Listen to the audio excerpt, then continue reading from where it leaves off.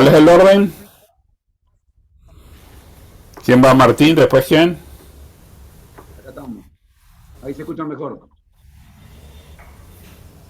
Ahí está mejor, Miguel. Ok, ¿me escuchan bien? Sí, Sí, sí. señor. Sí, sí, sí. Ahí sí. Ok. Le subo, le bajo el volumen. No, está Listo. perfecto, Miguel. Está No, perfecto. está perfecto, Miguel. Ok. Bueno, si están de acuerdo, podemos. Si quieren esperar un poquito más, vamos arrancando así. ¿Quién habla primero? Ya arrancamos. Necesito que me dé el ok la super jefa. La super jefa, que si no, corta El todo. orden, el orden. La ¿Quién va dueña. primero, quién va de segundo? Miguel, tú estás primero. Tú estás primero. No, estamos Después primero está, Manuel. después está Leonardo. Después está John Jairo Pérez de Colombia. Y por último, Mauricio Paradela. Hay un micrófono abierto, Mónica. Vamos a silenciar a todos y silencia a todos, ya arrancamos, ¿les parece?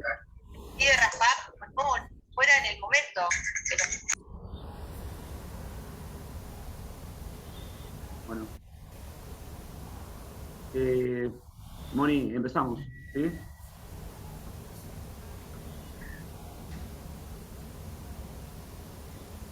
Bueno,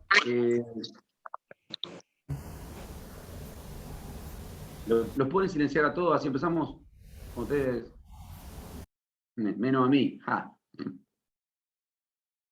Bueno, ante todo queremos darles la bienvenida.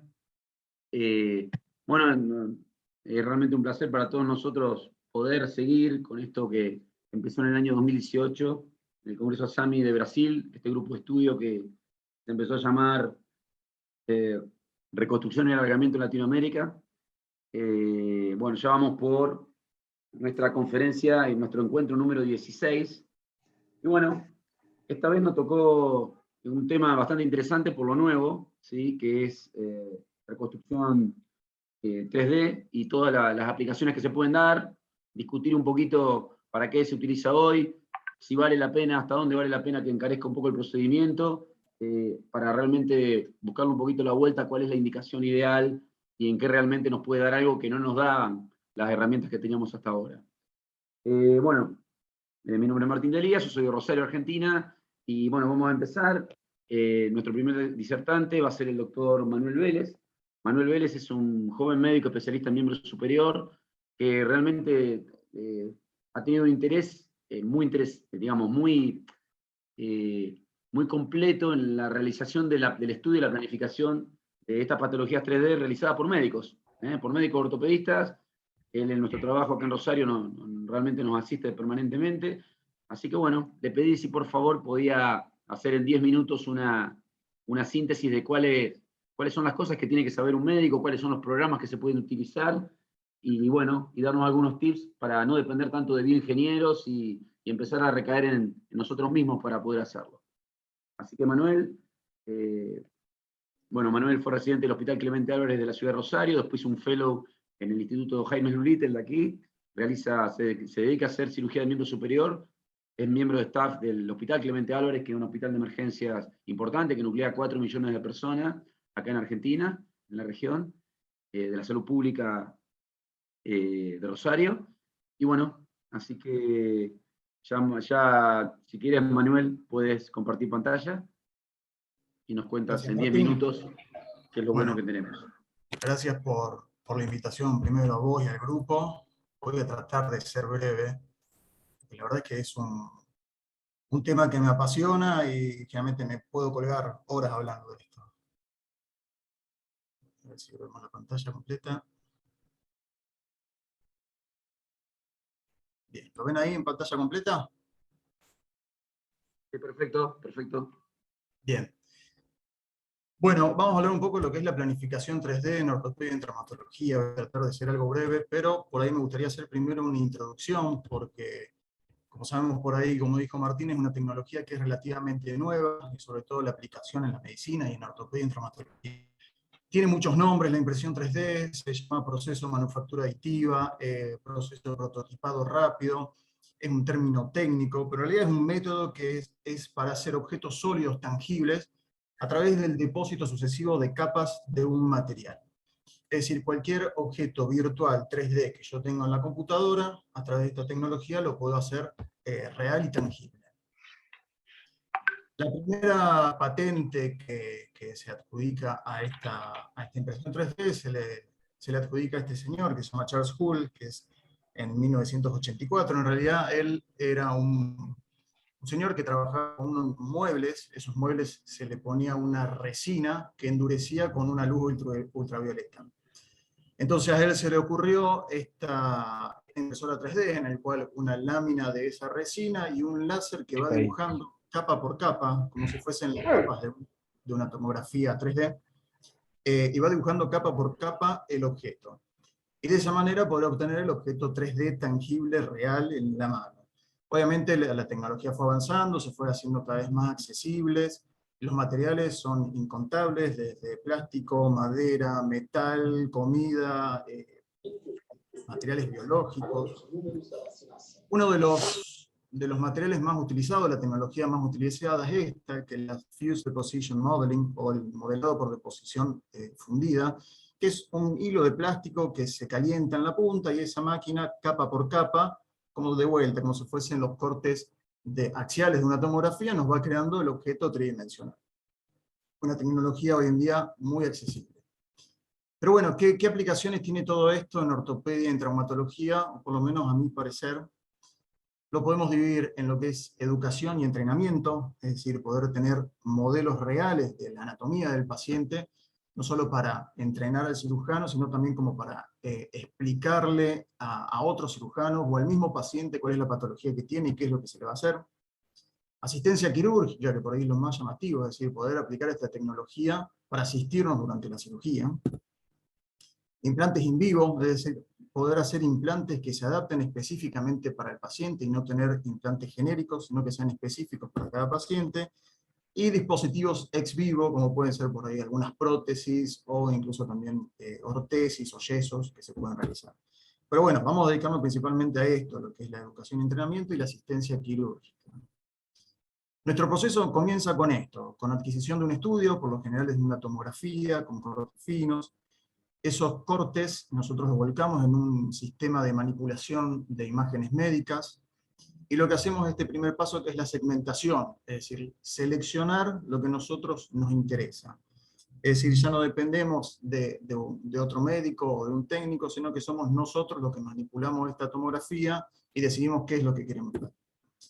Con esto empieza nuestro primer proceso, o entendimiento, o entrenamiento, que es la manipulación digital.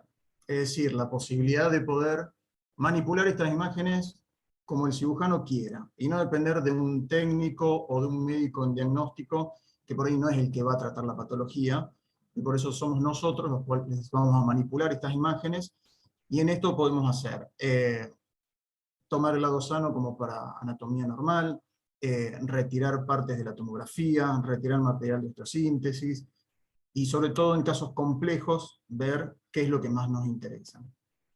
Todo esto, como decíamos, después lo podemos materializar, es decir, hacer real y tangible. Y acá donde entramos con los biomodelos anatómicos, es decir, poder imprimir esa anatomía del paciente. Por ejemplo, fíjense, un caso de fracturas, lo podemos usar en consolidaciones viciosas, en deformidades, o incluso en la imagen de la derecha, era un paciente que tenía un tumor intrapélvico, entonces lo imprimimos en ese plástico translúcido, que eso se puede esterilizar, llevar al quirófano y constantemente nos estamos guiando para estar en el lugar correcto donde se encontraba ese tumor. Esto también nos sirve, como decíamos, para entender verdaderamente cuál es la patología del paciente. Por ejemplo, esta consolidación viciosa, una fractura supracondilia, que la paciente tenía un bloqueo en la flexión y sin embargo en imágenes estáticas era difícil verlo. Entonces con esto y de manera tangible y dinámica podíamos ver dónde era el problema y qué era lo que queríamos hacer. Y lo otro que también se puede hacer es mostrarle al paciente. Acá tenemos una combinación de lo que se llama la realidad mixta. O sea, nosotros tenemos el biomodelo, que lo podemos mostrar al paciente, y con una aplicación en el celular, y con un marcador que se le pone a ese biomodelo, hacer una doble muestra, o sea, una muestra real, tangible, porque tenemos el biomodelo en la mano, y a su vez poder mostrarle de manera virtual qué es lo que tiene el paciente, cuál es el plan quirúrgico. Muchas veces es difícil explicar a un paciente, hay que hacer una osteotomía y colocar un material de osteosíntesis. El paciente no entendió nada de todo eso, entonces poder mostrarle de esto de una manera real y virtual a la vez, lo hace mucho más comprensible, tanto para el paciente como para el cirujano que lo va a tratar. Estos mismos biomodelos nosotros los podemos llevar a una casa de ortopedia, hacer toda la cirugía sobre el biomodelo, determinar cuál va a ser el mejor implante a utilizar. Esto nos ahorra muchísimo tiempo en quirófano. Estos biomodelos nosotros los podemos cortar, perforar, premoldear placas, pero nos ahorraría muchísimo tiempo.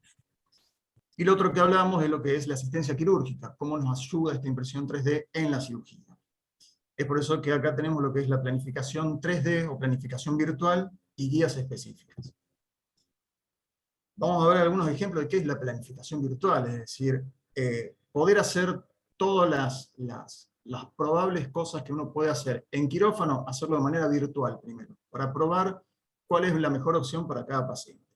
Entonces, por ejemplo, esta, como decíamos, veíamos antes, esta consolidación viciosa, compleja de tibia proximal, compleja porque tenía un componente intra y extraarticular, siempre lo que tratamos de hacer.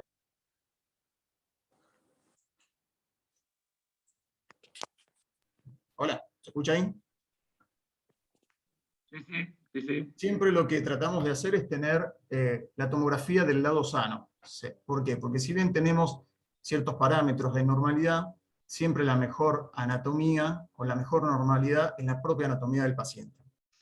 Entonces siempre tratamos de tener esto, una tomografía del lado sano, para poder superponerlo y primero poder ver realmente primero cuál es la deformidad que presenta. O sea, al tener la anatomía normal, ahí vamos a poder ver cuál es la verdadera deformidad que presenta este paciente. Y obviamente también poder tomar las mediciones de esa deformidad. Una vez que nosotros sabemos qué deformidad tiene, qué deformidad tiene el paciente y hacia dónde queremos llevarlo, es donde nosotros tenemos todas las opciones quirúrgicas. Hacer una osteotomía intraarticular, hacer una extraarticular, una osteotomía doble, una prótesis de rodilla. Todo esto lo hacemos virtualmente, no tenemos que jugarnos con el paciente, sino que lo vamos haciendo en la computadora. Acá donde entra en juego lo que se llaman las guías específicas. También lo voy a mostrar con un ejemplo. Esta era una chiquita de 12 años, que tenía ese genu valgo de la rodilla izquierda, producto de un cierre fisario primario. Así que lo que le hicimos fue tomografía de ambas rodillas, para poner en espejo la del lado sano, y ver, como decíamos, primero cuál era la deformidad real que presentaba esa rodilla. Esto es importante verlo. Generalmente las planificaciones tradicionales, con un plano coronal y sagital, y sin embargo el hueso es algo que es tridimensional, y muchas veces algo que es muy difícil de ver si hay vicios de rotaciones también. Entonces, esta tecnología nos permite ver también si hay vicios de rotación. Acá veíamos que esta paciente tenía esa desviación, ese valgo, por lo cual nuestra planificación en este caso fue primero marcar dónde estaba esa barra fisaria y hacer una osteotomía de resección, una cuña de cierre de 15 grados. Y acá es donde entra en juego lo que decíamos, la guía específica. Se llama guía específica porque se adapta específicamente al hueso, específicamente a la deformidad, y es para este paciente. Son muy simples de usar, tienen una única forma de colocarse, por lo cual es difícil errarla en el lugar. Y depende de la cirugía, es los componentes que pueden llegar a tener esta guía. Esa guía se fija con esos pines, y en este caso, por ejemplo, teníamos distintas partes. Cuando nosotros tenemos o sabemos qué implante vamos a usar, o disponemos de manera virtual el implante que vamos a usar durante la cirugía, podemos saber dónde van a ir los tornillos. O sea, sobre el mismo hueso deformado ya podemos hacer las preperforaciones, porque ya sabemos dónde van a ir esos tornillos. Entonces tenemos estas guías de perforación, que nos indican la dirección de los tornillos, las guías de osteotomía, o sea, son esas hendiduras con los 15 grados exactos de la cuña de resección, y esa guía para la rama horizontal del implante que íbamos a usar. La idea o el plan quirúrgico es resecar esa cuña, hacer el cierre, y como decíamos, colocar el implante, y lo que podemos hacer acá también es ver qué tornillos vamos a usar y qué longitud vamos a usar de cada tornillo. Es decir, vamos específicamente con ese material y con esos tornillos. Nos ahorra muchísimo tiempo quirúrgico. Todo esto, como decíamos, siempre lo que hacemos es hacer la corrección en base al lado sano. Tomamos la imagen en espejo, el lado sano, y superponerlo para hacer la corrección lo más anatómico posible. Acá, como decimos, todo esto se materializa, o sea, se tangible, real, a través de la impresión 3D. Es un plástico que es de grado médico, esto se esteriliza, se lleva a quirófano. Ya veíamos en quirófano la deformidad que presentaba la niña. Entonces el primer paso a hacer el abordaje, se apoya la guía, tiene una única forma de apoyarse, por lo cual es muy difícil equivocarse el lugar. Y ahí es donde hacemos las perforaciones, para el lugar donde van a ir los tornillos, para donde va a ir la placa horizontal, y luego hacemos las osteotomías. Una vez que sacamos esa guía, nosotros vamos a ver que el hueso ya está preperforado y las osteotomías ya hechas. O sea, lo único que queda hacer es resecar esa cuña y colocar el implante en los orificios preperforados. Fíjense que hasta acá el único control radiográfico que hicimos fue este, o sea, el control final. No usamos nada de rayos, solamente para este control final. Así es como está clínicamente el postoperatorio inmediato, radiografías postoperatorias alejadas y clínicamente la paciente. Otro ejemplo que por ahí es similar al anterior, pero nada más que esta era una niña que era un poco más chica, tenía 8 o 9 años, también con ese genovalgo. Esta también presentaba una barra fisaria primaria en el cóndilo externo, nada más que era una barra más chica, y nosotros acá decidimos, bueno, por ahí podemos tratar de salvar esta rodilla, no necesariamente ir a una osteotomía, y tratar de resecar esa barra fisaria, y dejar la mayor cantidad de cartílago sano, para ver si tiene un potencial de crecimiento. Por lo cual tendríamos que ser muy precisos para resecar esa barra, y dejar la mayor cantidad de cartílago sano alrededor. Por eso decidimos hacer la planificación, primero para determinar dónde se encontraba esa barra fisaria con precisión, luego para delimitar una ventana ósea sin dañar el cartílago sano, y algo que también nos delimite dónde estaba esa barra fisaria lo más preciso posible. Se diseñó esta guía, una guía con múltiples perforaciones. Esas perforaciones después la idea era ir uniendo cada uno de esos puntos para hacer la ventana ósea y caer directamente sobre la barra fisaria. Y con esas clavijas en la parte inferior que nos daban el límite inferior de esa barra para no pasarnos del cartílago sano. Como decíamos, todo esto de vuelta se materializa, lo hacemos con impresión 3D, se esteriliza, se lleva a quirófano. Ese es el abordaje, la guía apoyada, las perforaciones que se hacen. Una vez que sacamos la guía, levantamos esa ventana ósea. Y en este caso también utilizamos un poco la realidad mixta. Usamos esta otra guía, que es una guía también anatómica, que se apoya en un único lugar. Esa guía lo que nos hace, y con ese marcador, es marcarnos precisamente dónde está toda la barra fisaria, para que nosotros en la cirugía nos aseguremos de que hayamos resecado toda esa barra fisaria, y que no nos quede resto de barra en el fémur. Después se interpuso grasa subcutánea, como para evitar de que eso se vuelva a cerrar, y un cierre del otro lado. Este es otro caso, una mujer de 18 años con un antecedente de una fractura medial de cadera, con una osteosíntesis fallida, hizo una pseudoartrosis del cuello del fémur. Fíjense que tenía un trazo muy vertical, es decir, una fuerza cizallante, con un envaro, lo cual hacía muy inestable esta pseudoartrosis. De vuelta, se pone la imagen en espejo para compararlo con el lado sano, y nuestra planificación fue hacer una osteotomía valguizante, con una resección de una cuña de 25 grados, para poder valguizar, como decíamos, ese cuello femoral, llevar el cuello a unos 135 grados, y transformar ese trazo de pseudoartrosis de una fuerza cizallante a una fuerza compresiva. De vuelta, para hacer lo más preciso posible y resecar exactamente los 25 grados que necesitaba esta paciente, ni más ni menos, para no irnos mucho al valgo, es donde se diseña esta guía específica. Fíjense que es una guía que se apoya específicamente a la anatomía de ese fémur, por lo cual es única para esta paciente. Con esas hendiduras centrales para hacer la osteotomía, ahí apoyado sobre la paciente, se le hace la osteotomía, se reseca ese fragmento, esa cuña. Este es el resultado en el postoperatorio alejado, con la consolidación tanto de la pseudoartrosis como del foco de osteotomía. Pero bueno, me gustaría mostrar un par de casos más, como para ir terminando, porque como decía Martín, mi especialidad por ahí es más en miembros superiores, donde lo aplicamos bastante. Y en algo que es muy difícil, son las consolidaciones viciosas de antebrazo. Este era un chico de 18 años que hacía 8 años había tenido una fractura de antebrazo, que se le había hecho un tratamiento ortopédico, y consultaba hoy por esa limitación en la pronosupinación. Esas eran las radiografías del lado afectado y del lado sano, y la tomografía. Fíjense que tradicionalmente, hasta acá eran todos los estudios o todas las posibilidades que teníamos en este paciente como estudios prequirúrgicos, y teníamos que resolverle o tratar de resolverle o determinar qué se le podía hacer a este paciente. Por eso decidimos ir a la planificación 3D, fíjense de vuelta, la superposición de ambos antebrazos, en marrón clarito es el lado afectado, y el verde es el antebrazo sano, la imagen en espejo. Esto nos permite determinar dónde está la deformidad, cuál es el punto de mayor deformidad, dónde vamos a hacerla, como decíamos, virtual.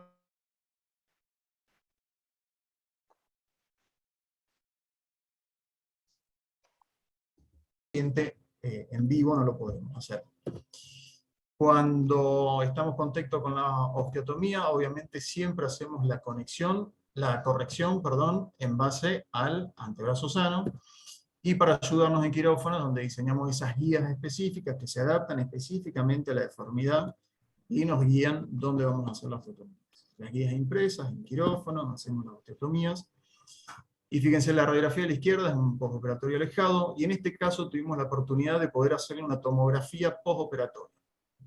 Fíjense las imágenes de la derecha, en ese verde clarito celeste, es la tomografía postoperatoria, y en gris es lo que nosotros habíamos planificado. Entonces fíjense la precisión, cómo quedó lo que nosotros habíamos planificado a cómo fue el resultado real. Las imágenes clínicas de la izquierda, esa es la pronosupinación que tenía, y la recuperación de la pronosupinación, las imágenes de la derecha. Y por último, por ir terminando, esto es unas consolidaciones viciosas que son bastante comunes, frecuentes de ver, son las consolidaciones viciosas en las fracturas supracondilias. Esta era una niña también de 10 años, que consultaba principalmente por una deformidad estética, porque la verdad es que tenía una flexoextensión y pronosupinación completa, pero bueno, tenía esa deformidad estética que preocupaba mucho a los padres también, y a su vez también por la posición abducida que tenía que tener constante del brazo para poder posicionar el brazo en el espacio. De vuelta, acá recurrimos a la planificación tridimensional, el lado afectado, el lado sano, para asegurarnos que solamente la deformidad sea en un solo plano, o ver si tiene otras deformidades en otros planos, si tiene alguna deformidad articular, algún vicio de rotación. La única forma de verlo es con esto. Entonces veíamos que esa era la deformidad que tenía, con 29 grados. Entonces nuestra planificación obviamente fue hacer una cuña de resección de esos 29,3 grados. De vuelta, le diseñamos una guía específica que se adapta a la deformidad del hueso y nos marca dónde vamos a hacer las osteotomías. Esa es la osteotomía que queríamos hacer, y así es como queríamos que nos quede.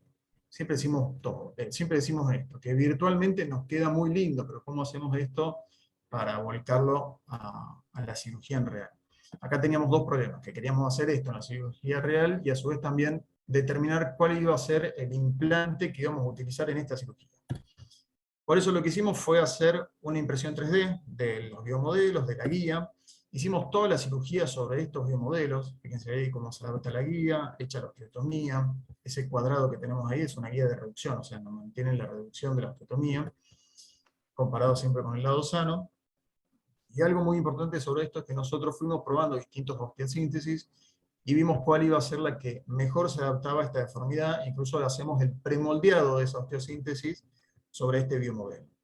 Esa osteosíntesis nosotros la llevamos de manera virtual, es decir, otra vez la volcamos en la computadora, para determinar dónde va a ser el mejor lugar para posicionarlo, de vuelta determinar cuál va a ser el largo de los tornillos, es decir, en quirófano vamos a tener esos tornillos, y se diseñan las guías específicas, una guía de perforación y una guía de osteotomía. De vuelta, en la cirugía lo primero que colocamos es esa guía de perforación. Eso lo que hace es preperforar el hueso. El hueso, con nosotros ya sabemos qué implante vamos a usar y de dónde van a ir los tornillos, ya podemos preperforar el hueso. Es decir, que lo primero que hacemos es esas preperforaciones, se saca esa guía de perforación, sobre los pines que ya estaban colocados, colocamos la otra guía, que es la guía de osteotomía, Y sobre esa guía de osteotomía es donde hacemos la cuña de resección. Fíjense esto, acá nosotros ya tenemos el hueso osteotomizado con la cuña resecada y preperforado, ya tenemos las perforaciones hechas, tanto proximal como a distal.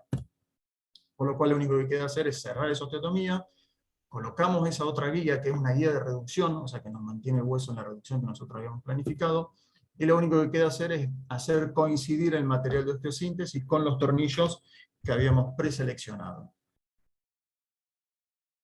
Y ese era el resultado funcional y clínico de la paciente. Como conclusión, bueno, las ventajas que tiene esto, obviamente la mejor compresión de la deformidad. Las guías son muy fáciles de usar, como decimos, se adapta a una deformidad específica. Hay muchísima precisión en los resultados finales, nos reducen el tiempo quirúrgico, no usamos casi nada de rayos, es decir, solamente los controles finales. Como desventaja podemos decir que, obviamente, es un personal, una tecnología especializada, hay mayor demanda técnica y tiempo en la planificación, y un aumento de los costos. Esto es relativo, porque en realidad esto lo hacemos nosotros, o sea, los propios cirujanos que van a tratar estos casos, y los software que usamos son software libres. No dependemos de ningún biotecnólogo ni ninguna empresa que nos ayude. Gracias por su atención. Perdón por lo largo, pero bueno, como dije, es algo que... Ya está muy bien. Un Está tema muy que bueno. me fascina. Sí, nos dimos cuenta. No, espectacular. Manu, acá mientras... A ver, Miguel, ¿hay alguna posibilidad de... bueno, gracias Miguel. A continuación que se prepare John Jairo Pérez Casado, ¿sí? Mientras le hacemos unas preguntitas del chat que hay para Manuel. Bueno, Manuel, preguntan acá qué material utilizás para la guía y cómo esterilizás, y si no hay posibilidad que se deforme la guía con la esterilización. No, primero que el plástico que se usa se llama PETG, es un PETG grado médico. Y eso se esteriliza, obviamente, la mayoría, como es plástico, los plásticos en autoclave, algo que dé calor no se puede utilizar porque se deforma. Por lo cual lo esterilizamos en óxido de etileno. Por lo menos acá en Argentina lo que tenemos es eso, que se llama óxido de etileno. Manu, acá la pregunta del millón. No sé si Sí. la podés escribir en el chat. ¿Qué software utilizás? Usamos el Paint. No, mentira. No, el software sí, el software que se utiliza son software libres. Por ejemplo, hay muchos software libres. Lo primero que usamos es el software para la manipulación de las imágenes médicas.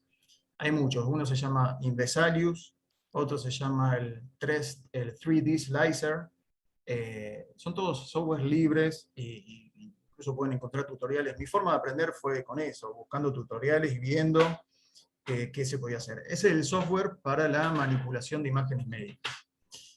Y después los software para crear las guías y manipular las imágenes y hacer los cortes. Principalmente uso el Mesh Mixer, también es otro software libre. El Blender, otro software libre. Son todos software que en realidad son hechos para diseño 3D, la gente que hace muñequitos o cositas 3D, dibujitos. Bueno, yo lo usé y lo apliqué específicamente para esto. Y después los software para las impresoras 3D que vienen con las impresoras 3D. Bien. Muy bueno, total, esto está grabado, así que lo pueden las veces que quieran. Sí, después lo escribo en el chat. Preguntan acá, ¿cuál es el programa de realidad virtual? La aplicación. Eso lo hago con Unity. Así se llama. Unity 3D. En realidad es un software también que se usa para realizar aplicaciones y videojuegos. Y bueno, yo usé la aplicación para volcarlo a lo nuestro. Bueno, si puede ir compartiendo el doctor John Jairo Pérez Casado. ¿Sí? Cali, por favor. John. Bueno, el doctor John Jairo Pérez Casado es especialista en ortopedia y traumatología. ¿Sí? Es de la ciudad de Cali.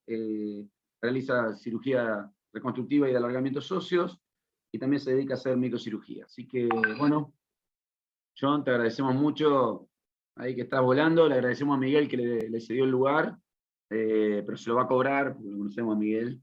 Y para nosotros va a ser muy bueno.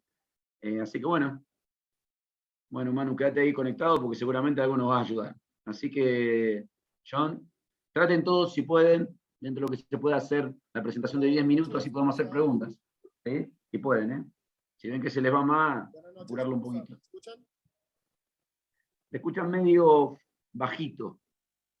Hola, buenas noches. ¿Me escuchan? Ahí mejor, ahí mejor. Bueno, listo. Bueno, mi nombre es John Pérez, soy ortopedista de la ciudad de Cali. Quiero darle las gracias pues, a Ralá por la invitación y a Juan por permitirme pues, dar esta charla. La idea es mostrar un caso de reconstrucción tridimensional. Para esto, pues, decidí mostrar una reconstrucción de cóndilo femoral con un implante hecho a la medida.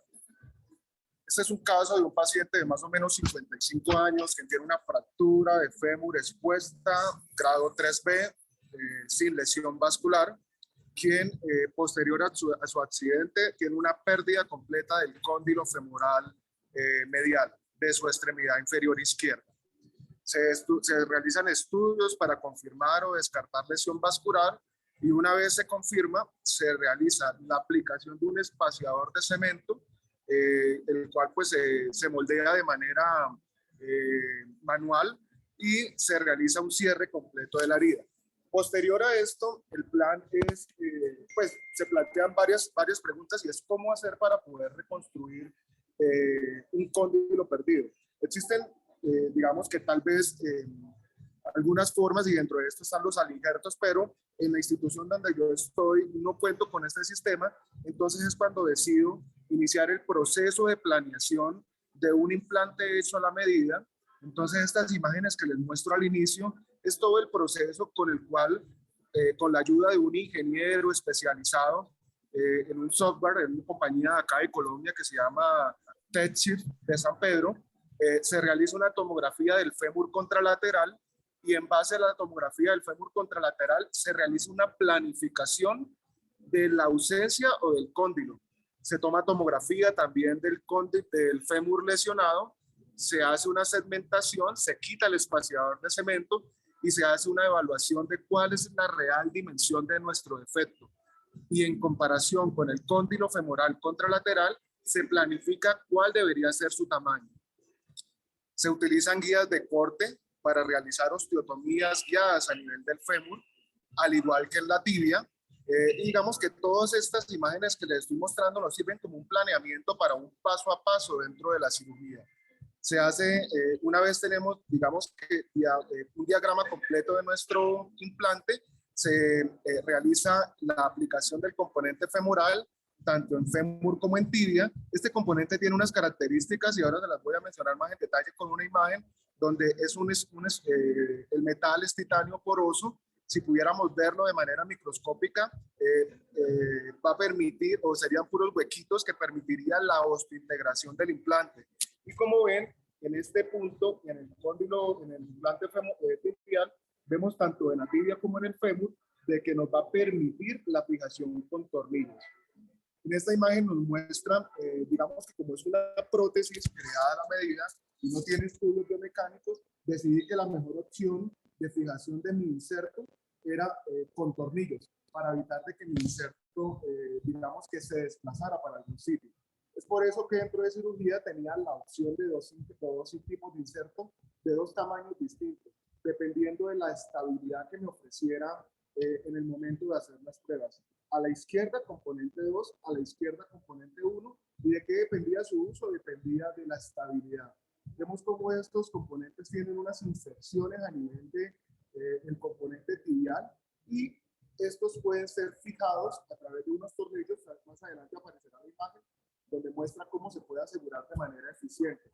Como nos mostraban en la imagen anterior, tenemos tornillos y los tornillos vienen con nuestras medidas dadas para no tener que sufrir al momento de hacer la intervención y digamos que esto nos ahorra tiempo. Diseñamos unos impactores a nivel del fémur y a nivel de la tibia que nos van a permitir lograr la posición ideal de nuestro implante. Y adicional a eso, tenemos unas guías que me van a permitir realizar impactación y los cortes. Luego, posterior a esto, tenemos esta guía lo que nos estamos es que una vez perdón, me adelanto que se me fue. Esta guía que les estoy mostrando en este momento, que les voy a mostrar, me permite después de tener mi implante ya en posición, poder hacer la fijación de manera eficiente de los tornillos a nivel del implante femoral y del implante tibial, digamos como si lo estuviéramos haciendo sin tener la necesidad de utilizar un intensificador de imagen. Entonces vemos cómo entramos con una planificación paso a paso hasta para poder lograr esta solución final. Entonces, una vez tenemos este plan, vamos a cirugía. Este es nuestro implante, es un implante que no es fabricado en Colombia, es un implante que fue diseñado pues, con tecnología colombiana. Digamos que todo fue colombiano desde el punto de vista de diseño, pero su impresión es en Alemania.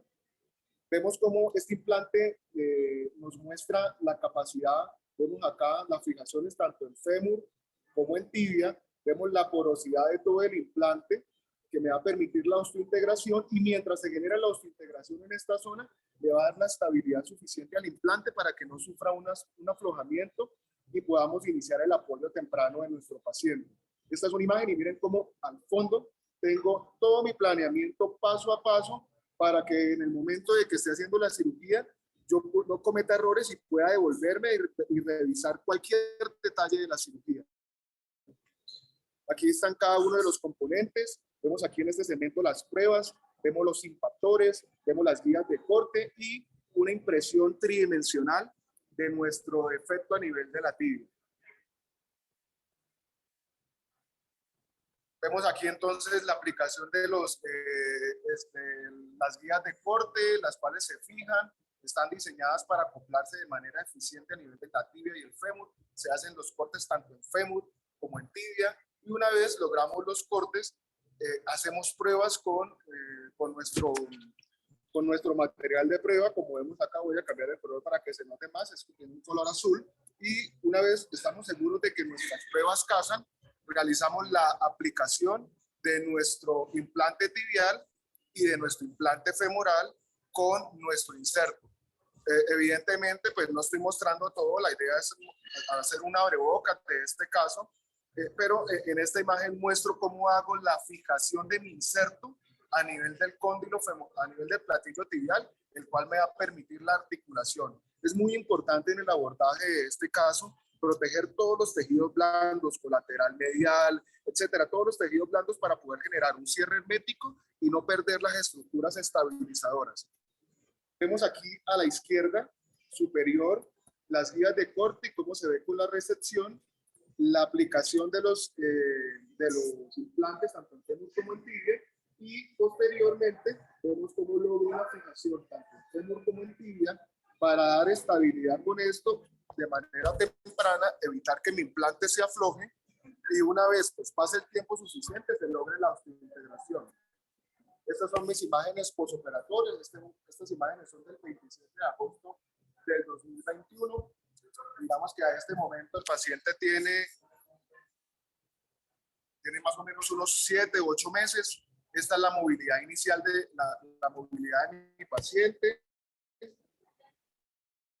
Este es un video más o menos reciente. Vamos a doblar la rodilla. Se encuentra en rehabilitación, pero es muy satisfactorio encontrar esta movilidad y más en un caso tan desafiante, pues, permitiendo un apoyo temprano, con una cadencia normal, hay en cámara lenta, como muestra cómo el paciente puede apoyar con confianza, sin estar pensando en la estabilidad, porque pues la prótesis está diseñada para dar una estabilidad completa. Y vemos aquí en la imagen de la derecha cómo tengo una rodilla en flexión de 90 grados con una adecuada cicatrización, con una adecuada cobertura de los tejidos blandos, en un paciente con un muy buen resultado, con un seguimiento en este momento de un promedio de 8 meses. Bueno, este es mi caso. Aquí les dejo mi red social donde publico la gran mayoría de mis casos de reconstrucción. Yo no me dedico a la infantil, me dedico a la reconstrucción en pacientes adultos del espacio.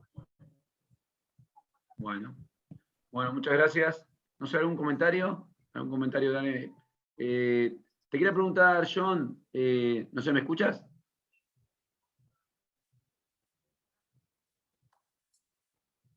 El titanio lo Sí, te decidieron escucho. por algo en especial, el paciente había tenido algún tipo de Escucho. infección, viste que el titanio se defiende mejor, fue por Te estoy algo en escuchando. especial. Te escucho. Sí, eso, te quería preguntar si el paciente había tenido Por alguna un momento se fue la infección, señal. Ahí. más allá de la... No, de la digamos compra. que como, no, por protocolo de nuestra institución tomamos cultivos antes de, en el momento en que el paciente presenta el accidente, tenemos cultivos iniciales de tejido, hueso y secreción que son negativos. Por eso en primera instancia decido colocar un espaciador de cemento, digamos que simulando un primer tiempo de masqueleto, el cual me va a generar Bien. una membrana y pues de alguna manera me va a proteger a mi implante hecho a la medida en el segundo tiempo quirúrgico cuando lo aplique. A mí lo que más me parece interesante esto es que si uno hubiese optado, tú decías que no disponía, si uno hubiese optado por un injerto, eso al injerto también se hubiese colapsado relativamente rápido en un paciente joven. Así que me parece, digamos, una opción interesante. Habría que ver el seguimiento, sobre todo, porque fíjate que las prótesis en general, la utilización es cuando hacen el apoyo completo, ¿no? Cuando tienen este apoyo, digamos, un poco como cruzado. Pero está bastante interesante cómo diseñaron el amarre para hacerlo cruzado. Mira que Digo, tenemos alguna experiencia con alimentos frescos en otra institución donde trabajo, pero la usamos para platillos tibiales y cuando lo hacemos, no hacemos una recepción mayor de 8 milímetros, que es lo que reporta la literatura que muestra buenos resultados de osteointegración. Cuando utilizamos alimentos tan grandes o masivos como este, el riesgo de aflojamiento o de no unión en un paciente de más de 50 años es altísimo. Por eso no fue mi primera opción. Y perfecto. evidentemente es un caso innovador que pues preocupa, ¿no? Es la primera vez que lo muestro a la fecha porque quiero esperar tener un poco más de tiempo de seguimiento para tener la seguridad de no mostrar una complicación. Bien. ¿El hecho de que se tuvo que hacer en Alemania tuvo algo que ver con una cuestión logística? Porque digo, eso se podría imprimir en titanio Sí, en Colombia, calculo. No hay una empresa en este momento en Colombia que haga impresión 3D de titanio poroso. Se imprime en titanio, pero no titanio poroso. Que lo que buscaba Bien. con titanio poroso es la osteointegración, que entonces pueda irse metiendo poco a poco en cada uno de los orificios del titanio y permita una acople entre la prótesis y el hueso. Sí. El titanio trabecular de las prótesis, de los reemplazos articulares. Es correcto. Bueno, después tenemos más preguntas. Si te puedes quedar, John, sería muy bueno. Te agradezco la participación. Bueno, a continuación, Claro que sí. Miguel, Claro que dale, sí. si puedes quedarte un rato más. A continuación, el doctor Miguel Galván. Miguel Galván es un amigo de la casa, de toda Latinoamérica, de toda la casa de Latinoamérica. Es un colega del cual muchos hemos aprendido gran parte de nuestra experiencia y nuestros conocimientos. Miguel es venezolano, vive en Medellín desde el año 2015, ¿no, Miguel?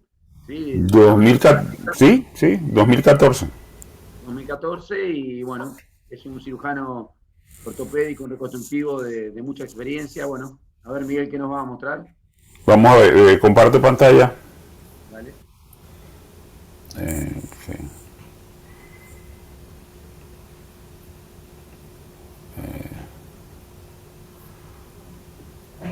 Es que no. Ya, espérate. Aquí. Listo, ok. Bueno, ¿me escuchan bien? Sí, perfecto. Perfecto. Se ve la primera lámina que dice diseño a la medida en ortopedia infantil. Exacto. Perfecto. Bueno, como ustedes saben, yo me he dedicado definitivamente solo a la cirugía ortopédica, bueno, a la ortopedia infantil en general y a la ortopedia infantil reconstructiva. Entonces, el vivir aquí, desde que me vine a Colombia he conseguido unas herramientas las cuales no tenía antes. Y les voy a mostrar lo que podemos hacer. Son casos relativamente, quizás complejo el caso, pero con soluciones más sencillas, ya van a ver. Pero la primera vez que ya conocía pues la empresa San Pedro, que tiene una división que se llama TechFit, pero no los utilizaba mucho. Entonces me invitó Mauricio Zuluaga y Melissa Rosero de Cali me invitaron para hacer una super hip. Y este era el caso. Pero me llamó mucho la atención de que ellos ya tenían ya la operación diseñada con la empresa TechFit para hacer una super hip. Yo en este caso normalmente los hago con una placa hay 2 o 3 compañías acá, pero son placas como las de Synthes, las de Johnson & Johnson pediátricas. Utilizo placas bloqueadas. Dor Paley, que es el que diseñó esta cirugía, las hace con placas anguladas de 130 grados. Yo prefiero las placas bloqueadas. Entonces estaba adelantado el diseño, pero no estaba construido todavía, y habían hecho una tomografía. Le digo, ya va, espérate, me inmiscuí en todo esto. Entonces con una tomografía no nos va a quedar mal, porque esta es una niña de 5 años, tiene una cantidad de tejido que es cartílago, una cantidad de enlarge, que es el enlaje que es un cartílago embrionario primitivo no osificado, que no se ve en la tomografía y nos va a quedar mal. De hecho, les pedí que se hiciese una tomografía, y con la unión de la tomografía, y entonces sí diseñamos una placa, muchas conversaciones y realmente lo que hace la compañía es que me asigna un ingeniero. Ya terminamos siendo muy amigos de los ingenieros biomecánicos, y junto con el ingeniero nos reunimos y ellos manejan la parte de software y todo esto. Y yo le digo, yo lo que necesito es esto, y una que haga esto y aquello, ¿no? Entonces se diseñó la placa en el software, ellos me la muestran, luego hacen, si es necesario, una placa en plástico para que se apruebe, y utilizando, pues en ese caso fue una tomografía y una resonancia magnética. Aquí está cuando hicimos la cirugía. No vamos a hablar de super hip, pero eso fue lo que hicimos. Y finalmente lo que les quiero mostrar es que la cirugía realmente se agiliza mucho, porque ya sea hasta el tamaño de los tornillos, el corte, todo, o sea, está preoperado. Pues aquí está el acortamiento agudo que hicimos, que se hace de la diáfisis, y esta es la placa que da justo como estaba diseñada, ¿no? En cirugía uno tiene el molde, y eso va a ser muy sencillo. Claro, eso tiene un costo, ¿no? Entonces normalmente no lo utilizo si puedo utilizar una placa que ya está en el mercado. Pero puede pasar como estos casos: una niña de 12 meses con una deficiencia femoral focal proximal severa. Ustedes ven aquí la radiografía con una osteoartrosis subtrocantérica. ¿Y por qué no utilicé una placa convencional acá? Bueno, porque simplemente el paciente es muy pequeño, y ninguna placa convencional bien diseñada, como la de 140 grados de Synthes, que es muy buena, era muy grande. Entonces, ¿qué quedaba? Bueno, esperar, que es lo que hace el mismo Paley. Dice, no, estos pacientes no se pueden operar.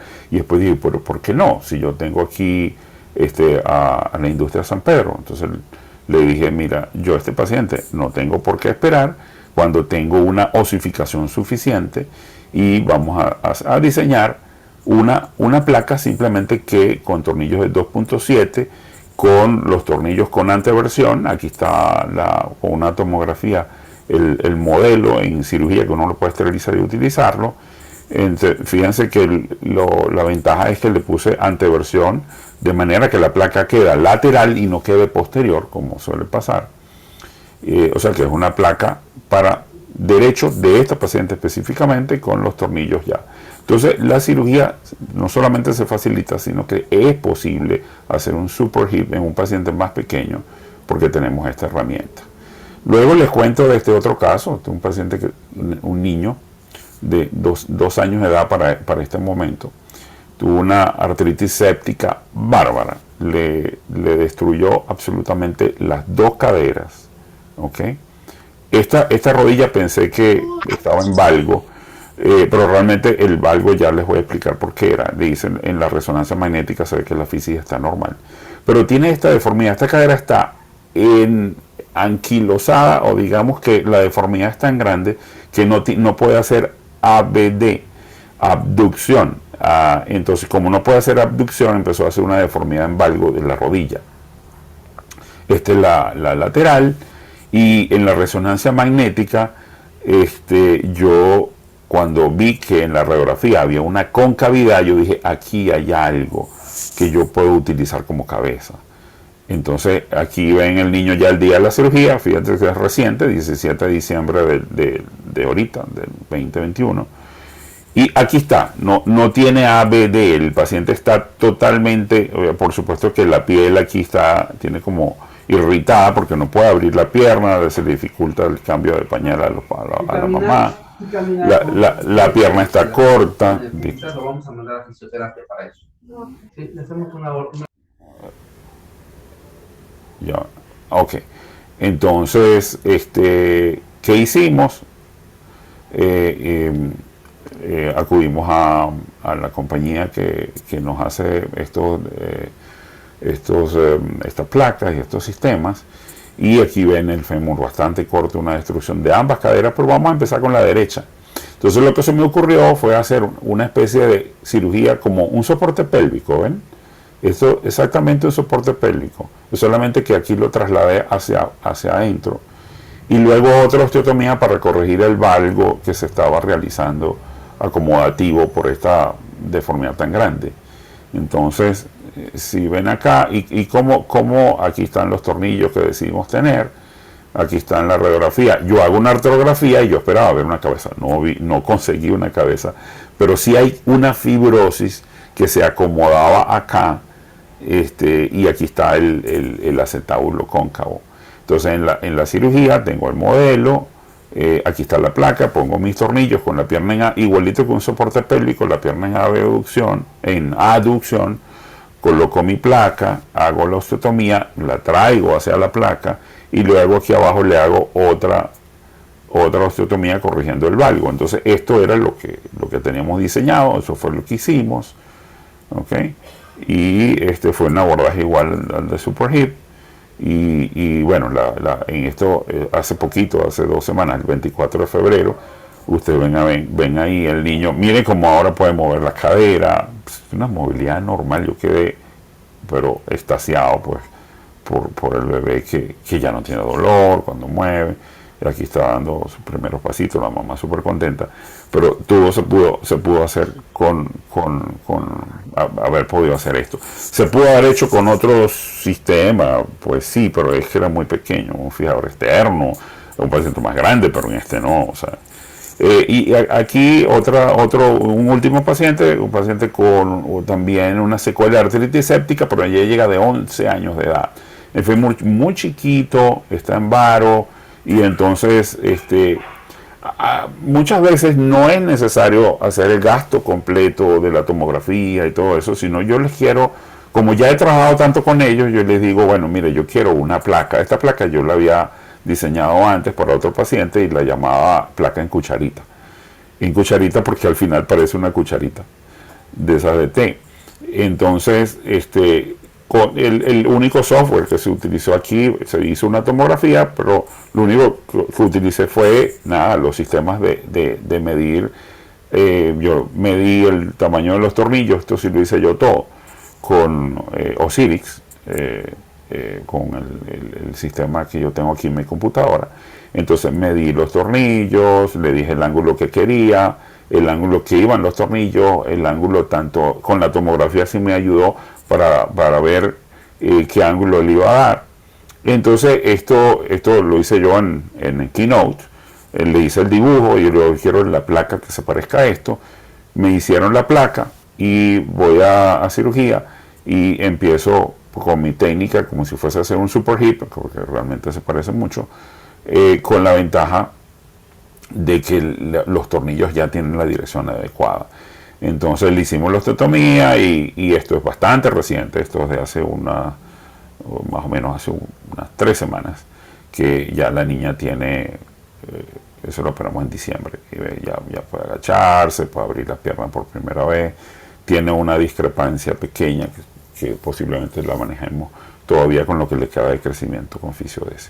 Bueno, eso era todo, es lo que le quería mostrar de lo que se puede hacer pues con estos sistemas ¿no? Para mí es bastante sencillo hacerlo, porque tengo, gracias a Dios, pues estas compañías. Aquí hay dos compañías, está Ortomac y está San Pedro, lo cual se puede hacer esto. De vez en cuando trabajo también con Ortomac. Bien, eso era todo.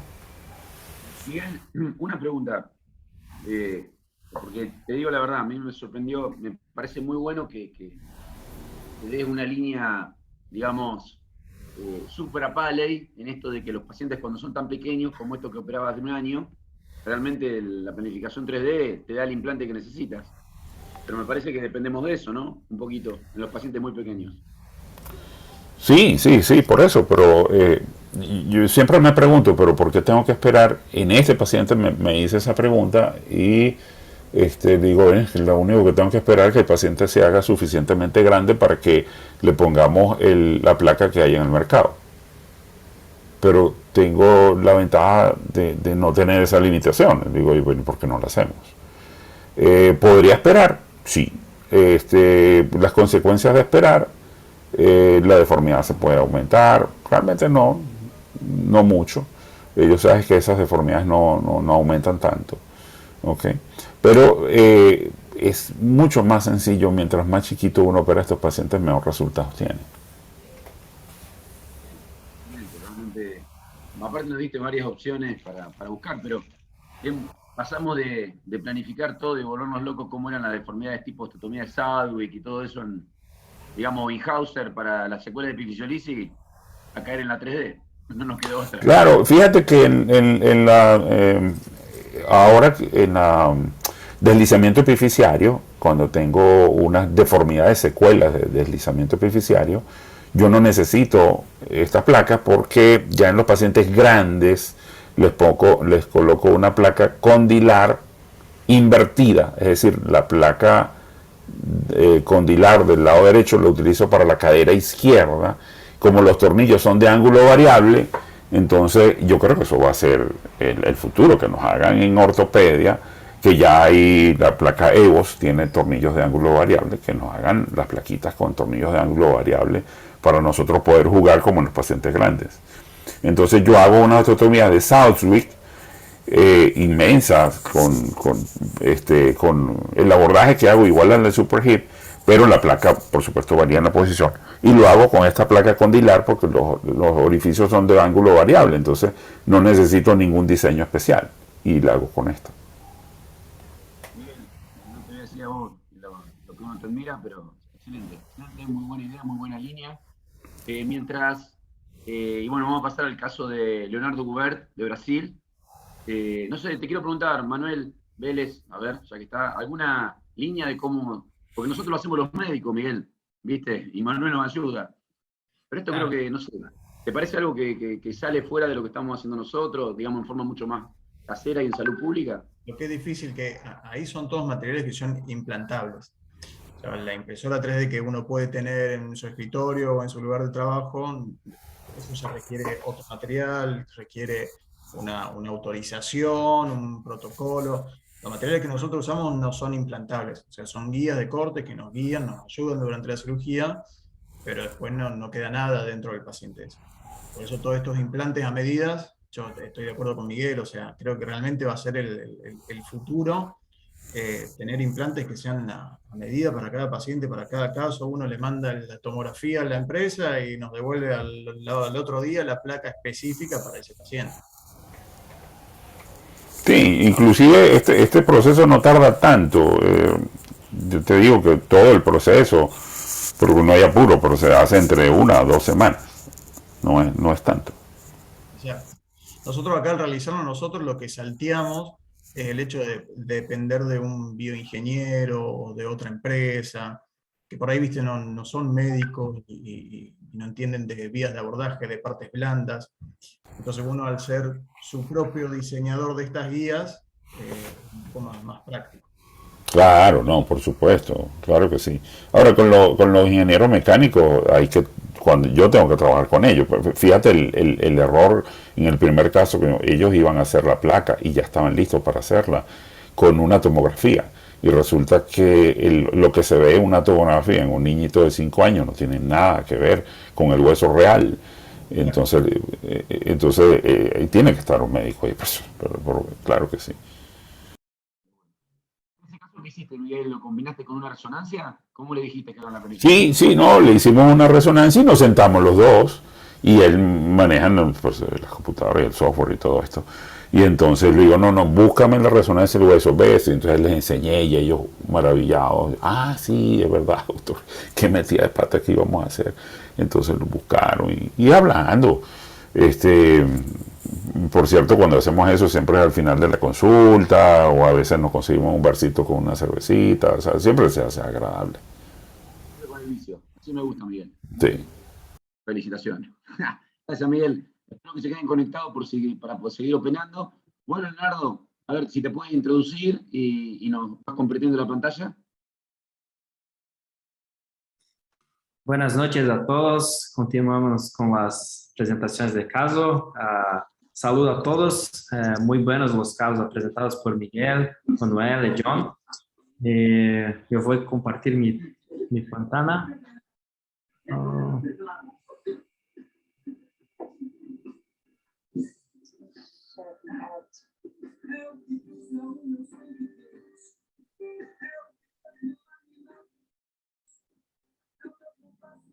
Será cachaça, né? Ah, é verdade. ¿Están viendo? ¿Sí? Sí, estamos viendo, perfecto. Ok. Entonces, en primer lugar, me gustaría mucho agradecer a la Comisión de la doctora Mónica Noguera por la invitación. Mi nombre es Leonardo Gobert, yo hablo del sur de Brasil, yo vivo en Balneário Camboriú hoy. Soy especializado en cirugía traumatológica ortopédica y reconstrucción y alargamiento óseo. Y en año pasado lo fundé una startup llamada 3D4U Medical Solutions. Leonardo, perdóname, no se está compartiendo la presentación. Dale reproducir. Dale reproducir. Sí. Más arriba, al lado izquierdo, al lado derecho, para que le des... Acá, sí. Ahí, dale. Pronto, puntito, listo. Ahora sí. Entonces, ¿sí? Vamos. Entonces, sí. Para hablar un poquito de la planificación quirúrgica virtual, sabemos que tenemos que hablar sobre unos conceptos muy establecidos por Paley, como el cálculo de método Cora. Durante mi residencia realicé los planos en papel y lápiz, después comencé a utilizar app Boninja, desarrollado por Sean Standard en Baltimore. Por último, el año pasado comencé a usar algunos softwares de CAD como Rhino, Slicer y otros ya citados. Entonces, sabemos que la mayoría de las deformidades tiene su vértice en plano oblicuo y la convención de dividir las deformidades tridimensionales en dos planos se basa en el uso de la radiografía como método de imagen utilizado para generar la información de análisis. Entonces, utilizando el Boninja, podemos trazar ejes mecánicos y anatómicos de forma convencional, del centro de cabeza al centro del tobillo, para medir la desviación de eje mecánico, calcular el Cora, hacer la osteotomía, la corrección y la fixación. Sí, el método convencional. Pero yo quiero hablar un poquito sobre un flujo que tiene sido publicado en este artículo en 2021, que habla sobre la implementación de una herramienta de precisión durante la planificación quirúrgica, que es la segmentación, uso de softwares de CAD, la impresión 3D y la realidad aumentada. Y este diagrama es básicamente la filosofía que buscamos en respetar la tridimensionalidad de las deformidades. Y ahora voy a mostrar cómo se puede usar el software Rhino para planificar y analizar esta misma deformidad del faro, de fémur.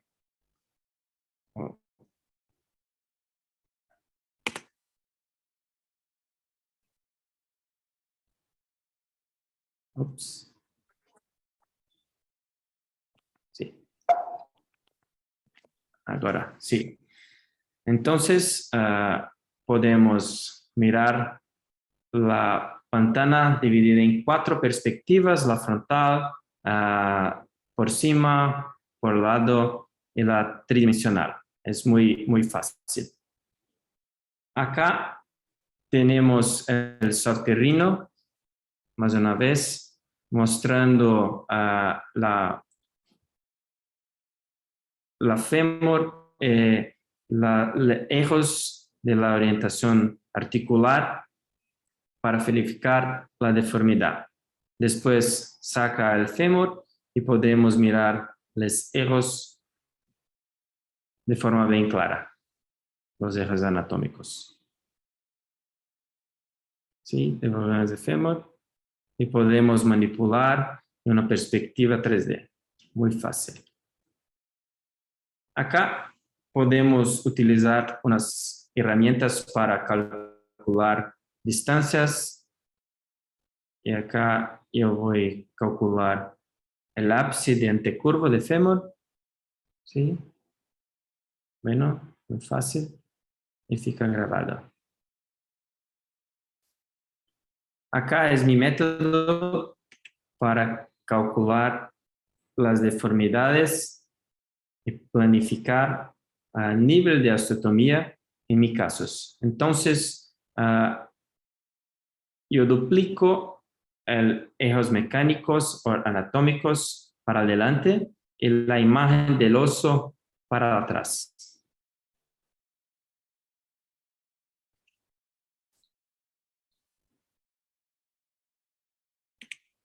Acá tenemos un plano que es el nivel de osteotomía y vamos a bajar un poquito para alinear con el vértice de la deformidad.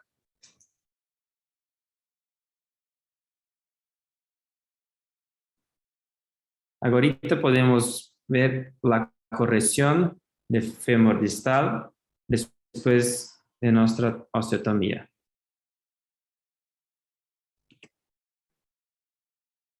Acá la demostración de corrección y podemos sobrepor el fémur en los ejes corregidos. Me gusta mucho ese software llamado Rhino, pero tienes que pagar. Como dice Manuel, tienes otros que son open source en free. Entonces, esto es un investimento que hacemos en nuestra startup.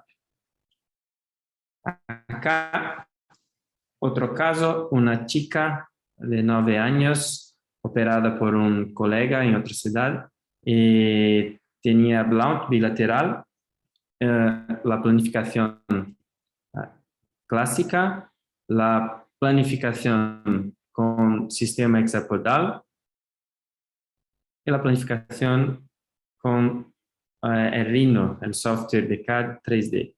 Entonces podemos manipular la imagen, la perspectiva 3D mirando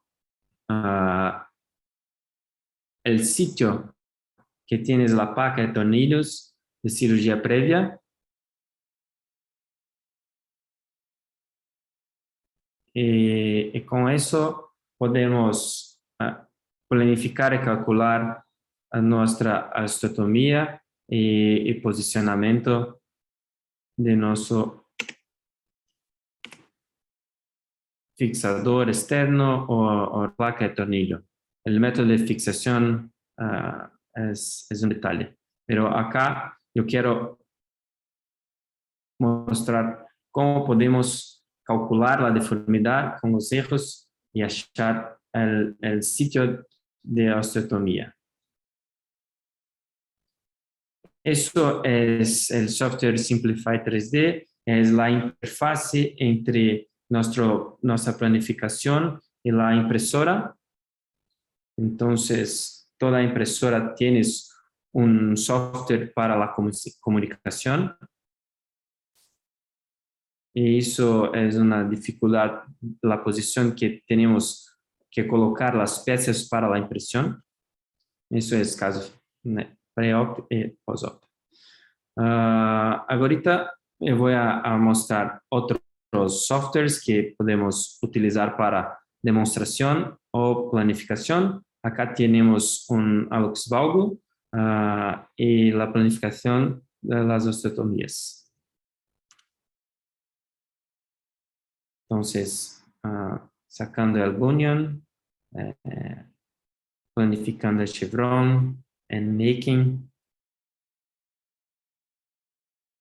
Me gusta esto, Mesh Mixer, esto software para demostración en presentación, pero para hacer mis modelos y la impresión no me gusta tanto cuanto el Rhino. Rhino tiene más herramientas para calcular la precisión. Acá, el mismo software, Mesh Mixer, es un paciente con pseudoartrosis de húmero proximal y consolidación viciosa y efisaria. Entonces, para la visualización, el cálculo de Cora, facilita mucho pegar los biomodelos en la mano y testar la posición de implantes. Acá, en otro caso, para mirar una osificación heterotópica y planificar una prótesis total de cadera.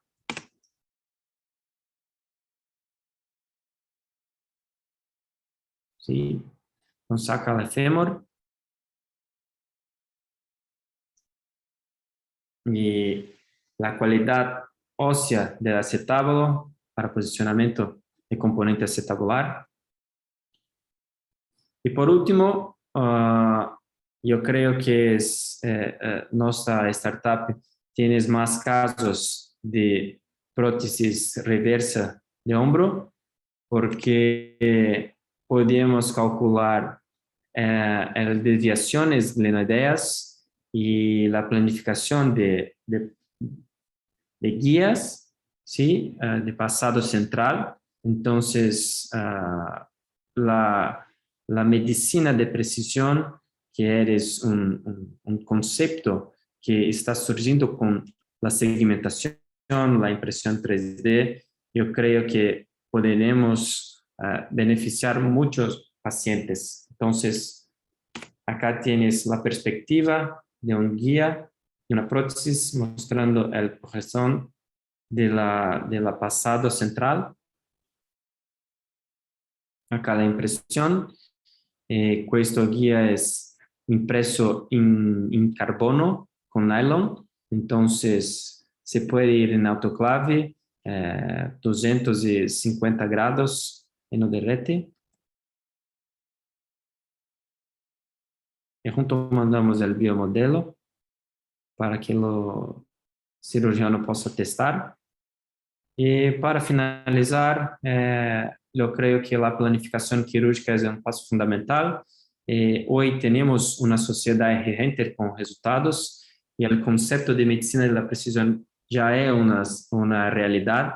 Entonces, respetar la tridimensionalidad de las deformidades es una necesidad, y afrontar lo nuevo y aprender a utilizar las nuevas tecnologías como impresión 3D, personalización y prototipaje.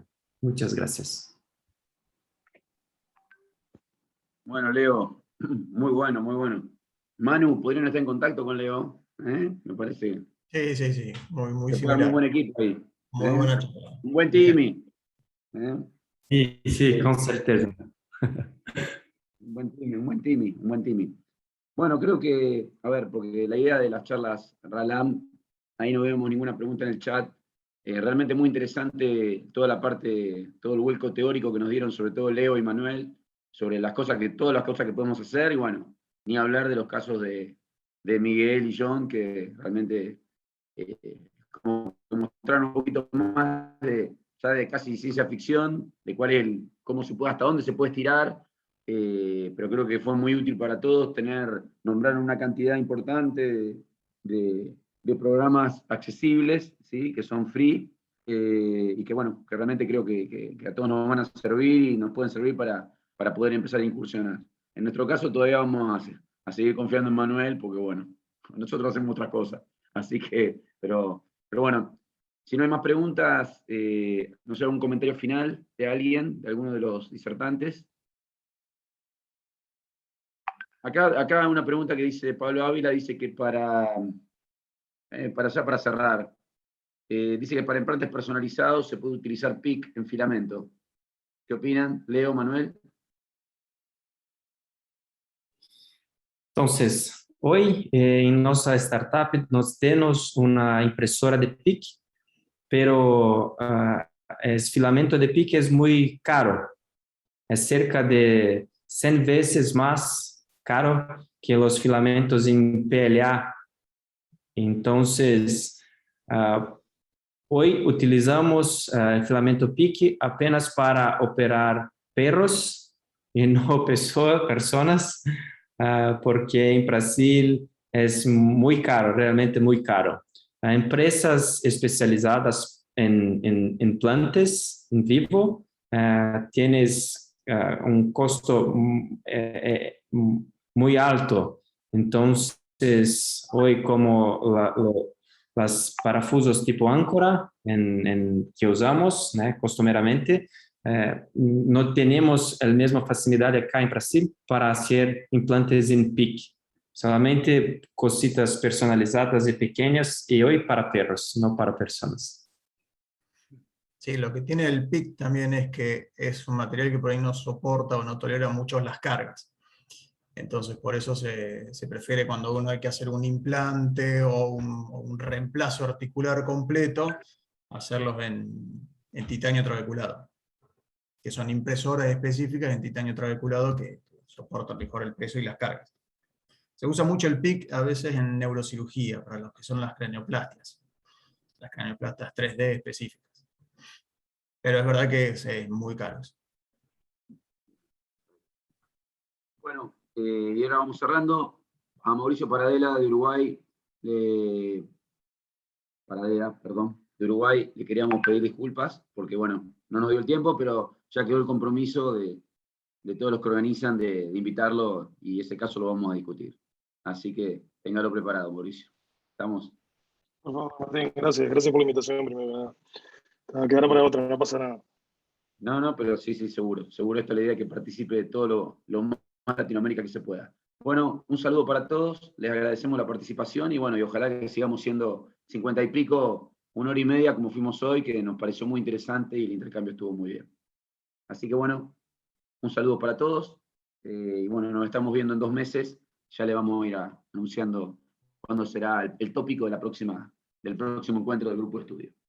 Próximo capítulo será complicaciones con Precise. Va a tener la moderación Dr. Daniel Fodor. Y va a ser en mayo, 12 de mayo. Perfecto.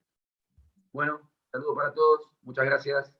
Miguel, John, Manuel, Leo. Gracias, Martín.